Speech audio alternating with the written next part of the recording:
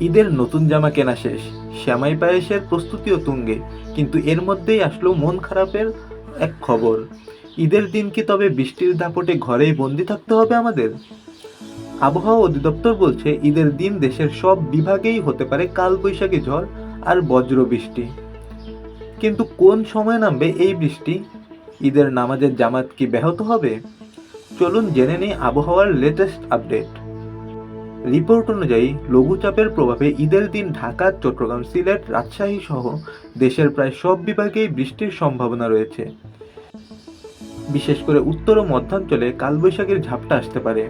আবহাওয়া অফিস জানিয়েছে মেঘের ঘনঘটা সকাল থেকেই থাকতে পারে, আর দুপুরের পর বৃষ্টির তীব্রতা বাড়ার সম্ভাবনা বেশি। তার মানে যারা বিকেলে ঘোরার প্ল্যান করছেন তাদের জন্য সাবধানতা জরুরি। আপনার এলাকায় কি এখন থেকেই আকাশ মেঘলা? ঈদের নামাজের জন্য খোলা মাঠের পাশাপাশি বিকল্প হিসেবে মসজিদের প্রস্তুতি রাখা এখন সময়ের দাবি। এছাড়া বৃষ্টির পূর্বাভাস মাথায় রেখে ছাতা বা রেইনকোট সাথে রাখা বুদ্ধিমানের কাজ হবে। বিশেষ করে যারা বাইক নিয়ে ঘুরতে বের হবেন তারা পিচ্ছিল রাস্তার ব্যাপারে সতর্ক থাকুন। এখন আপনার কাছে প্রশ্ন, আপনার এলাকায় কি এখন রোদ নাকি বৃষ্টি? কমেন্টে আপনার জেলার নাম এবং আবহাওয়া পরিস্থিতি সম্পর্কে বলুন।